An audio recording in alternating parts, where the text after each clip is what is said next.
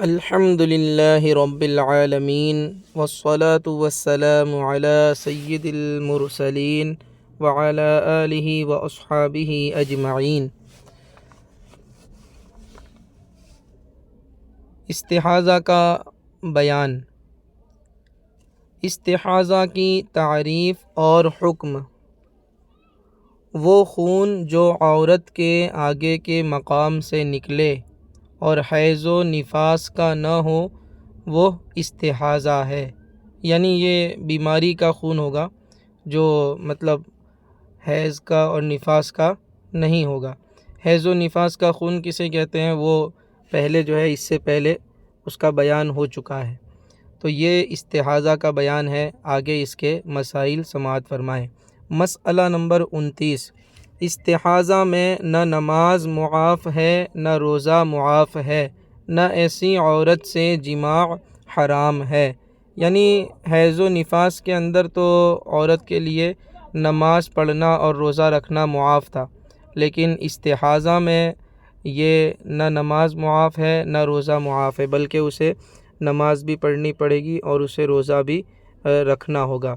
اس کے دیگر مسائل وہ آگے بیان ہو رہے ہیں۔ مسئلہ نمبر 30، استحاضہ اگر اس حد تک پہنچ گیا کہ اتنی مہلت نہیں ملتی کہ وضو کر کے فرض نماز ادا کر سکے تو نماز کا پورا ایک وقت شروع سے آخر تک اسی حالت میں گزر جانے پر اس کو معذور کہا جائے گا۔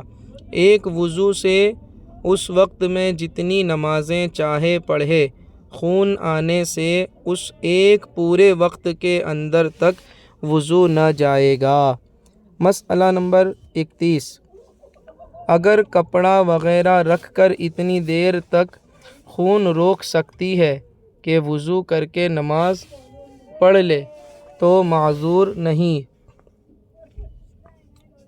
یعنی کہ یہ معذور اسے کہتے ہیں جس کو کوئی عذر ہو، جس کی کوئی پرابلم ہے، کوئی بیماری ہے اور اسے پورے وقت میں بالکل نماز کے لیے وقت ہی نہیں ملتا کہ وہ وضو کر کے نماز پڑھ سکے، یعنی کہ پاک ہونے کا اسے وقت نہیں مل رہا ہے، اور پورا وقت اگر اس طرح اس کا گزر رہا ہے تو یہ معذور کے حکم میں ہے۔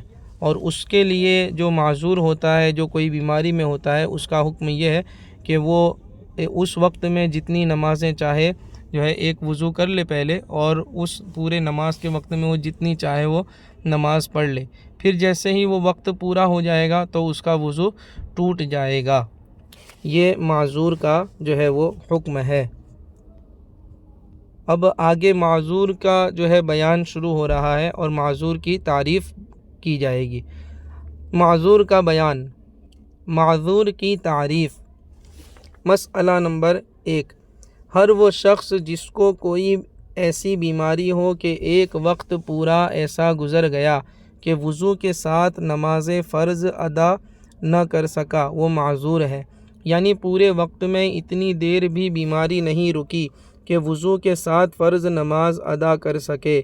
معذور کا حکم یہ ہے کہ وقت میں وضو کر لے اور آخر وقت تک جتنی نمازیں چاہے اس وضو سے پڑھے، اس بیماری سے اس کا وضو نہیں جاتا، جیسے قطرے کی بیماری یا دست یا ہوا خارج ہونا یا دکھتی آنکھ سے پانی گرنا یا پھوڑے یا ناسور سے ہر وقت رطوبت بہنا یا کان، ناف، پستان سے پانی نکلنا، کہ یہ سب بیماریاں وضو توڑنے والی ہیں۔ ان میں جب پورا ایک وقت ایسا گزر گیا کہ ہر چند کوشش کی مگر طہارت کے ساتھ نماز نہ پڑھ سکا تو عذر ثابت ہو گیا۔ جب عذر ثابت ہو گیا تو جب تک ہر نماز کے وقت میں ایک بار بھی وہ چیز پائی جائے گی، معذور ہی رہے گا۔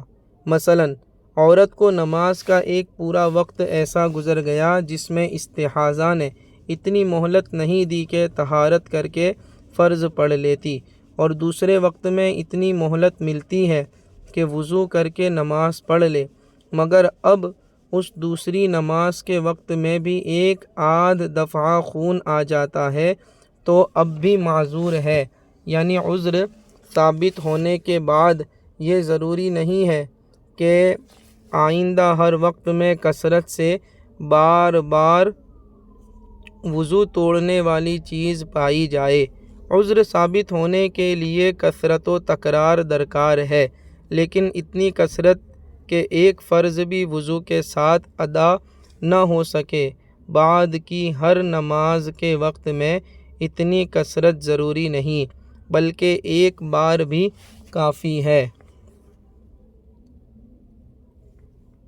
یہ جو معذور کا جو بیان ہے پیارے اسلامی بھائیوں اور اسلامی بہنوں، اس کو جو ہے بار بار اس کا مسئلہ پڑھیں، سنیں اور اس کو سمجھنے کی کوشش کریں۔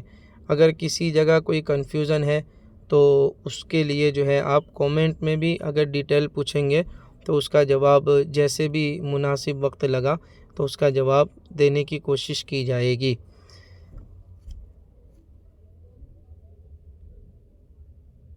مسئلہ نمبر 2، فرض نماز کا وقت گزر جانے سے معذور کا وضو جاتا رہتا ہے۔ جیسے کسی معذور نے عصر کے وقت وضو کیا تھا تو سورج ڈوبتے ہی وضو جاتا رہا، اور کسی نے سورج نکلنے کے بعد وضو کیا تو جب تک ظہر کا وقت ختم نہ ہو وضو نہ جائے گا کہ ابھی تک کسی فرض نماز کا وقت نہیں گیا۔ مسئلہ نمبر 3، معذور کا وضو اس چیز سے نہیں جاتا جس کے سبب سے معذور ہے۔ ہاں، اگر کوئی دوسری چیز وضو توڑنے والی پائی گئی تو وضو جاتا رہا۔ مثلاً جس کو قطرے کا مرض ہو، ہوا نکلنے سے اس کا وضو جاتا رہے گا، اور جس کو ہوا نکلنے کا مرض ہے اس کا قطرہ نکلنے سے وضو جاتا رہے گا۔ مسئلہ نمبر 4، اگر کسی ترکیب سے عذر جاتا رہے یا اس میں کمی ہو جائے تو اس ترکیب کا کرنا فرض ہے۔ مثلاً کھڑے ہو کر پڑھنے سے خون بہتا ہے اور بیٹھ کر پڑھے تو نہ بہے گا، تو بیٹھ کر پڑھنا فرض ہے۔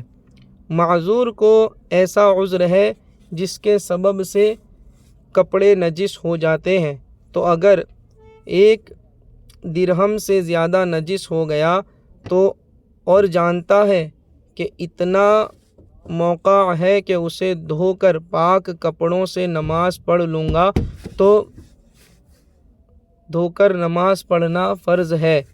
اور اگر جانتا ہے کہ نماز پڑھتے پڑھتے پھر اتنا ہی نجس ہو جائے گا تو دھونا ضروری نہیں، اسی سے پڑھے، اگرچہ جا نماز بھی آلودہ ہو جائے یعنی بگڑ جائے، کچھ حرج نہیں۔ اور اگر درہم کے برابر ہے اور دھو کر پڑھنے کا موقع ہے کہ نماز پڑھتے پڑھتے پھر اتنا ہی نجس نہ ہو جائے گا تو دھونا واجب ہے، اور درہم سے کم ہے اور موقع ہے تو دھونا سنت، اور اگر موقع نہیں تو ہر صورت میں معاف ہے۔ مسئلہ نمبر 6، کسی زخم سے ایسی رطوبت نکلے کہ بہے نہیں تو نہ اس کی وجہ سے وضو ٹوٹے، نہ معذور ہو، نہ وہ رطوبت ناپاک ہے۔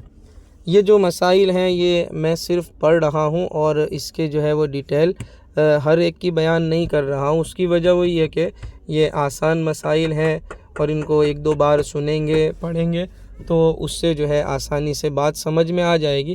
پھر ویڈیو جو ہے وہ بڑا جو ہے لانگ ہو جائے گا، اس وجہ سے ہر ایک کی ڈیٹیل بیان نہیں کر رہے ہیں۔ الحمدللہ قانون شریعت یہ بڑی آسان کتاب ہے، اس کو صرف اگر پڑھ لیا جائے اور تھوڑی بہت توجہ دی جائے اور کچھ مسائل میں ڈیٹیلز جو ہے وہ درکار ہوتی ہیں تو اس سے جو ہے مسئلہ سمجھ میں آ جاتا ہے۔ پھر بھی اگر کوئی اشکال ہو، کوئی پریشانی ہو سمجھنے میں تو کومنٹس میں آپ پوچھ سکتے ہیں تاکہ اس کا جواب دیا جا سکے۔ اللہ پاک ہمارے علم میں، عمل میں بے پناہ برکتیں عطا فرمائے، ہم سب کو علم دین سیکھنے اور سکھانے کی توفیق عطا فرمائے۔